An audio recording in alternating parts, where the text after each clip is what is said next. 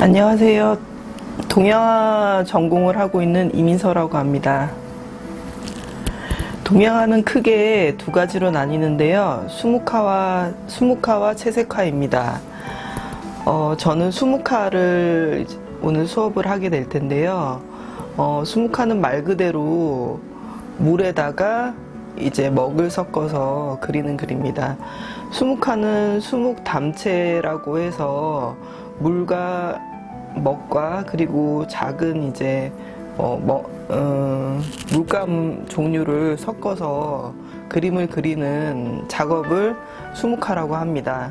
채색화는 이제 여러분들이 보실 수도 있고 안 보실 수도 있지만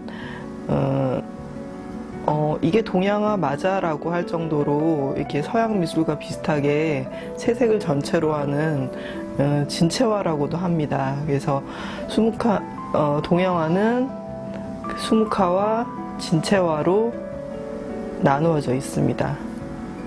수묵화의 특징은요, 이제 잘 아시겠지만 이제 먹이 종이에 번진다는 게 특징인데요. 서양 사람들이 되게 신기하게 생각하는 게 되게 먹이였어요. 왜냐하면 먹은 되게 희한하게 블랙이긴 한데 또 검정색 물감이랑은 되게 차이가 나거든요. 이제 제가 나중에 이제 보여드리게 될 텐데요. 먹은 물에 번져요. 그래서 물에 번지지만 마르고 나면 다시 퍼지질 않아요. 그에 반면에서 검정색 물감은 다시 번지거든요. 그래서 우리가 영어로 잉크라고 부르거나 블랙이라고 또 먹은 부를 수 없고 순수하게 먹이라고 표현할 수밖에 없어요. 그래서 먹은 되게 검정색이랑 다르게 다양한 색감을 나타내는 게 특징입니다. 그리고 수묵화는 이제 서양 미술 같은 경우는 종이, 캔버스 등 다양하게 이렇게 사용할 수 있는데 수묵화는 이제 종이에다 그림을 그리게 되어 있어요. 그래서 이제 여러분들에게 여러 가지 이제 수묵화의 재료 설명을 좀 해드리고자.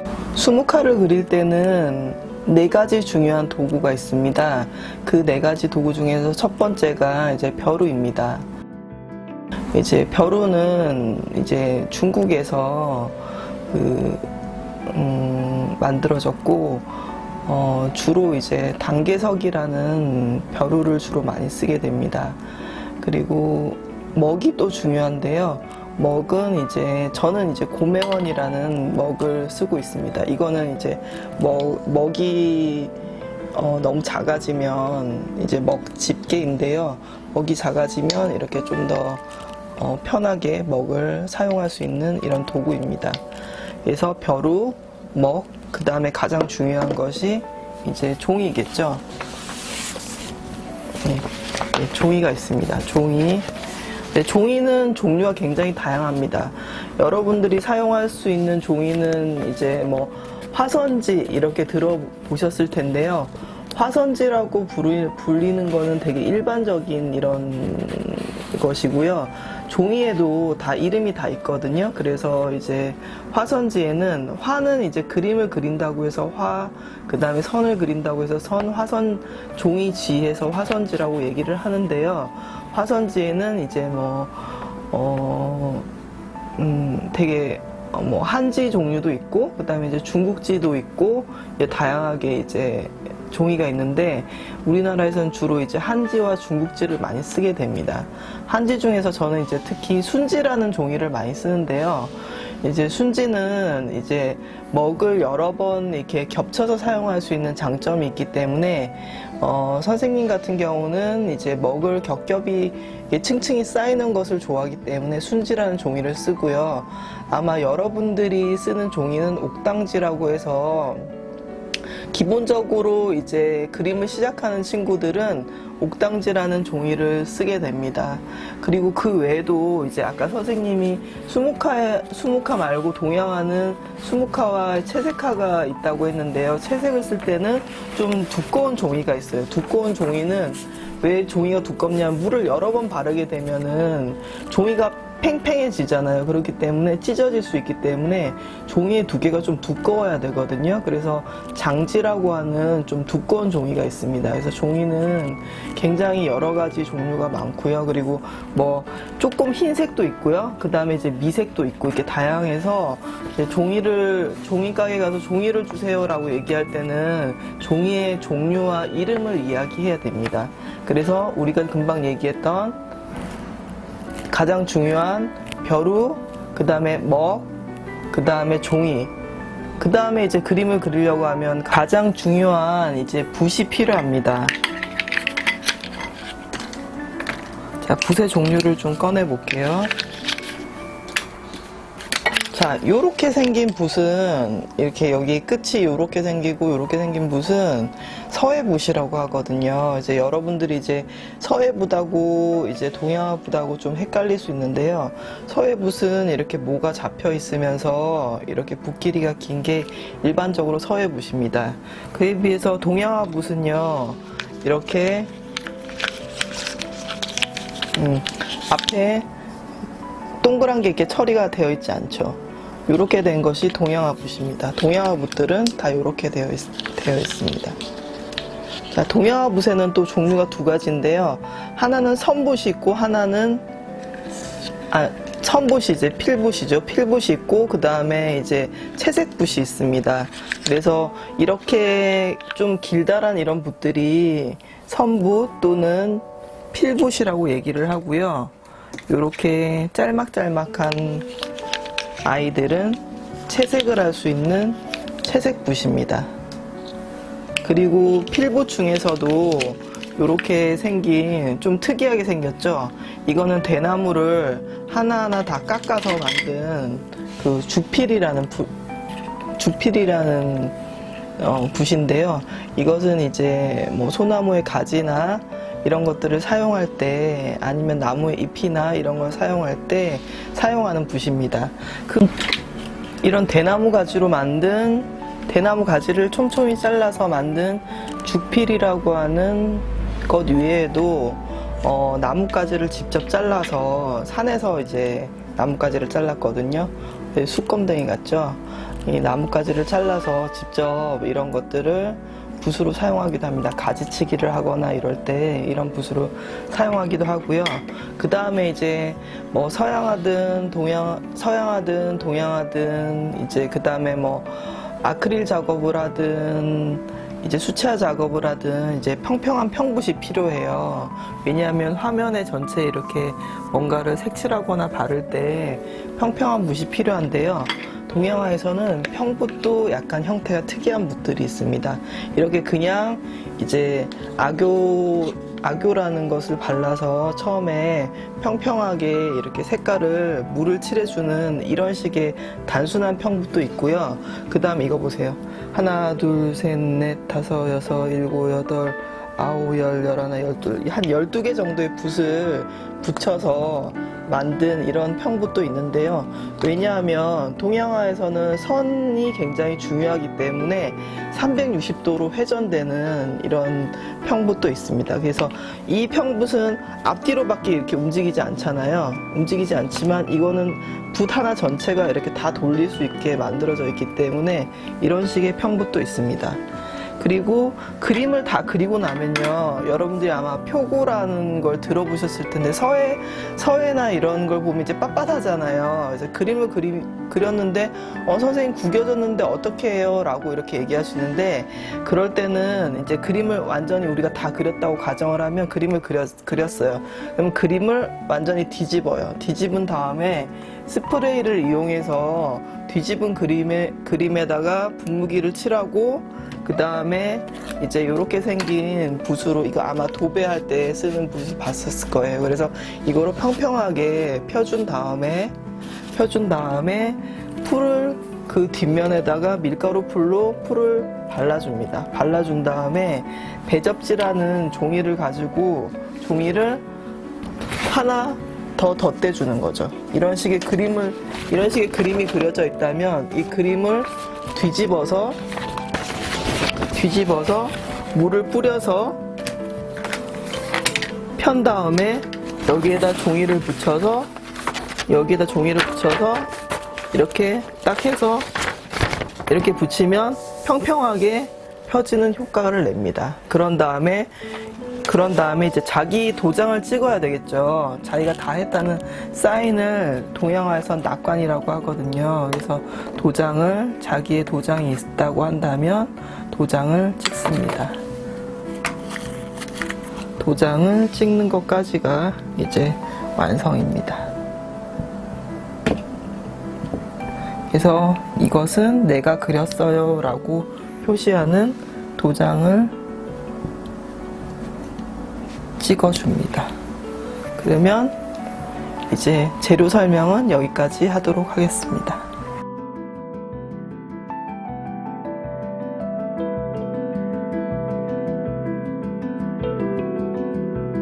동양화를 그리는 과정에서 중요한 것은 그림을 그리는 것도 되게 중요하지만 동양 정신은 마음을 또 수련하는 것이 되게 중요하기 때문에 선생님들은 이제 먹가는 시간을 되게 중요하게 생각합니다. 그래서 이제 먹을 평평히 이렇게 갈면서 이제 먹의 향기도 맡고 그 다음에 생각도 하고 그 다음에 오늘은 어떤 작품을 그릴지 이런 것도 생각해 보면서 그 시간을 가지는 거죠. 그래서 먹을 갈 때는 직각으로 해서 이렇게 먹이 한쪽으로 휘어지거나 그러면 안 되거든요. 그래서 직선으로 막 이렇게 갈아도 안 돼요. 그리고 이렇게 눕혀서 갈아도 안 돼요. 이게 직선으로 이렇게 먹을 왔다 갔다 하면서 갈아줍니다. 선생님이 아까 얘기했던 그 주필과 그 다음에 나뭇가지로 나무를 그리는 방법을 간단하게 먼저 한번 해보고요. 우리 여기 앞에 사과가 있잖아요. 사과로 이제 다양하게 여러 가지 방법으로 이제 그림을 그리는 방법을 한번 간단하게 그려보겠습니다.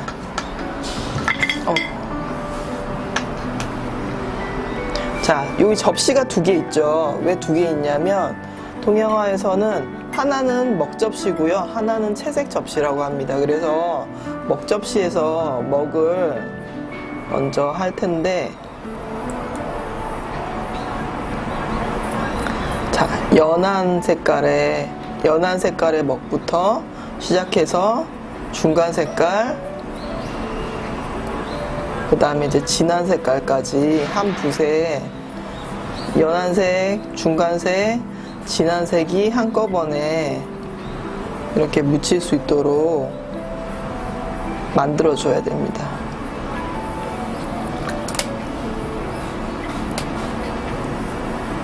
우리 그림 그릴 때도 그렇게 하죠?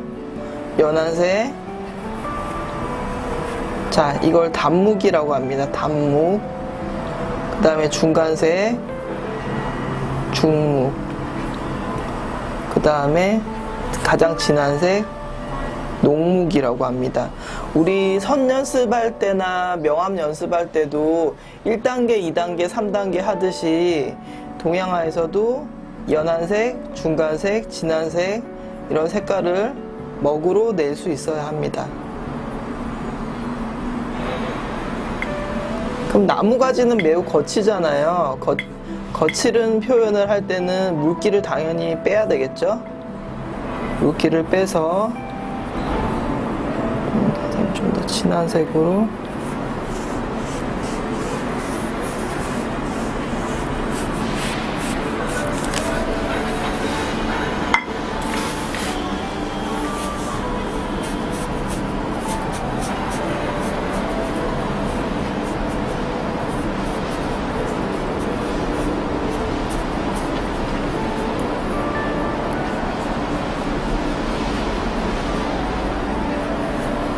나뭇가지를 그려보도록 하겠습니다.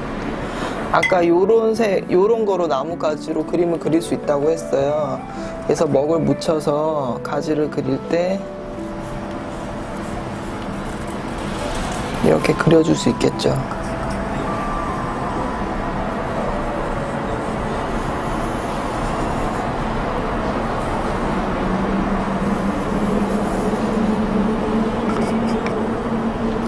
어떤 재료라도 환영입니다. 되게 생각보다 진짜 나무가지처럼 그려지죠?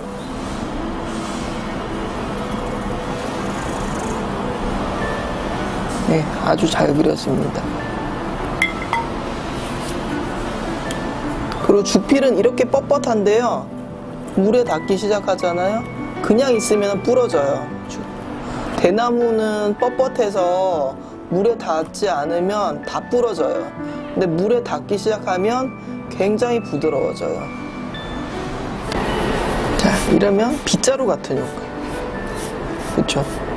빗자루 같죠?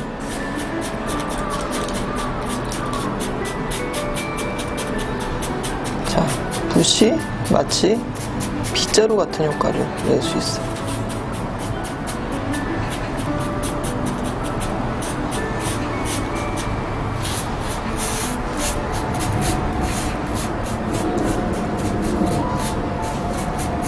소리도 마치 빗자루 같죠?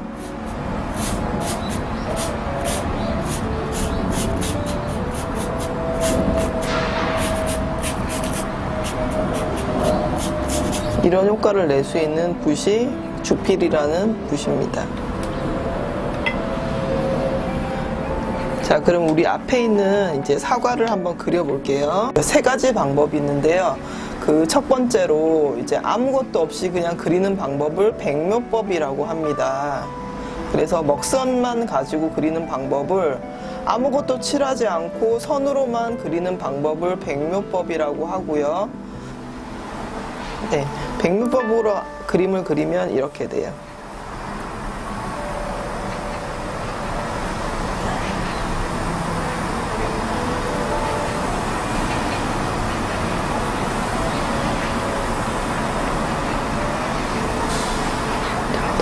해야 되겠다.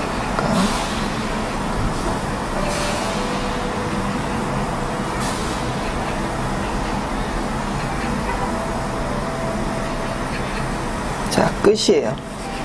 백묘법은 하얗다는 뜻이죠. 아무것도 하지 않지만 아, 이건 사과구나 라고 알 수 있기 때문에 이렇게 그리는 방법을 백묘법이라고 합니다. 아마 우리가 까치와 호랑이를 그릴 때 주로 백묘법으로 그림을 그리게 될 겁니다. 그 다음에 이제 이렇게 선을 먼저 그렸으니까 제가 구룩법을 먼저 설명을 할게요. 구룩법은 이제 선을 먼저 그려놓고 색칠을 하는 방법입니다. 자, 똑같이 먼저 선을 먼저 그려놓을게요.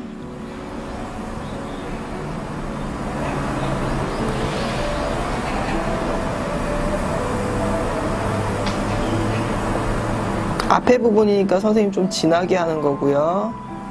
옆면이니까 조금 진하게 두껍게 하는 거고요. 아래 부분이니까 좀 얇게 할게요. 그 다음에 또 위에 부분이니까 좀 얇게.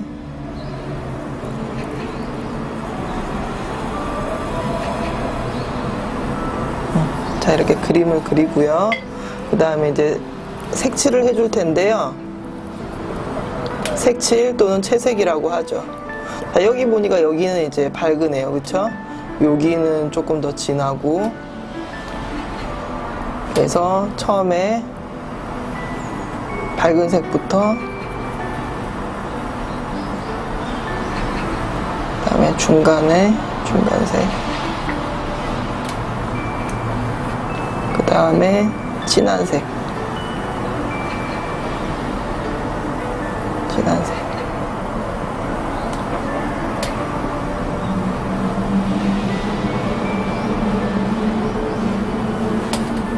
그래서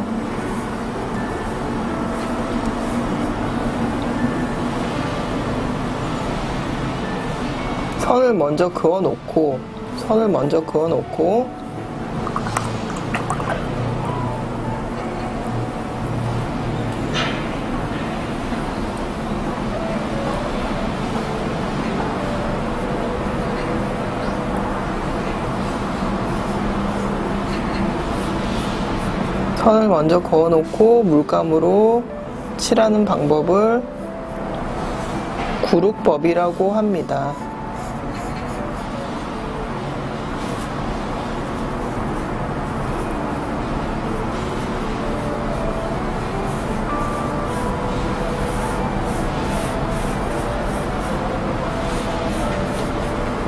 자, 근데 이렇게 칠하면 되게 사과 같은 물체는 사실적으로 보이지가 않는 게 좀 단점이에요.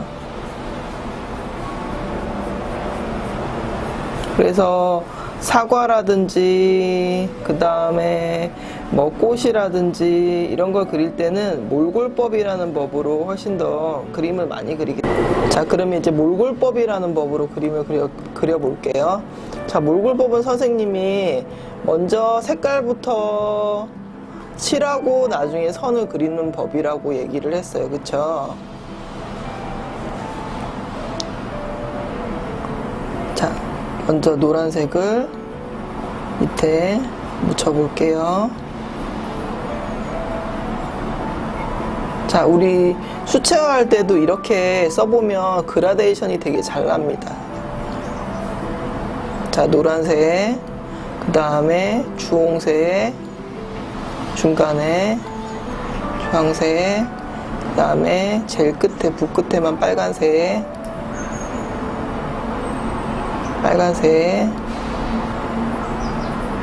그러면 벌써 붓에서 한 붓에서 노란색, 주황색, 빨간색까지 이렇게 색깔이 한 붓에 다 묻어 있게 돼요.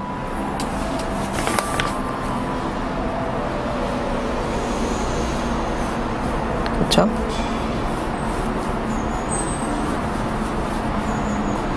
쓱쓱쓱 그냥 쓱쓱쓱 그리면 되겠죠.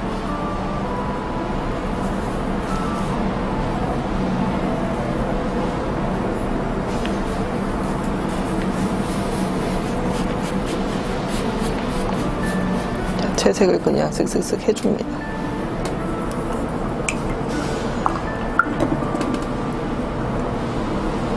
쓱쓱 해주고 나면은 어떻게 돼요? 아직 물감이 옆에는 안 말랐겠죠. 그래서 선을 조심해서 사용해야 돼요. 물이 너무 많으면 안 돼요. 물이 너무 많으면 완전히 번지겠죠.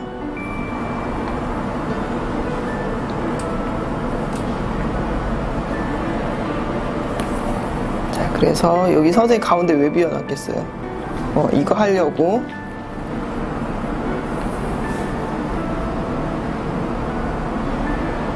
이렇게 하고요. 그 다음에 여기 튀어나가도 아무 상관없어요.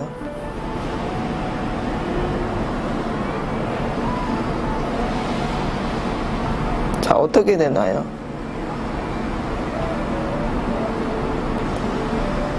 약간 먹이 번지는 게 안으로 이렇게 스며 들어가는 게 보이나요? 네, 그래서 조금 더 자연스러워지게 됩니다.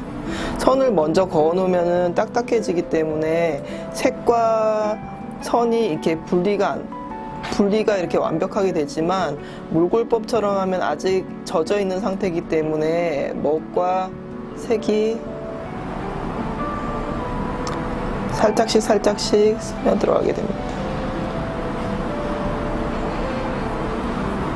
그래서 조금 더 자연스러운 느낌을 낼 수 있어요. 그래서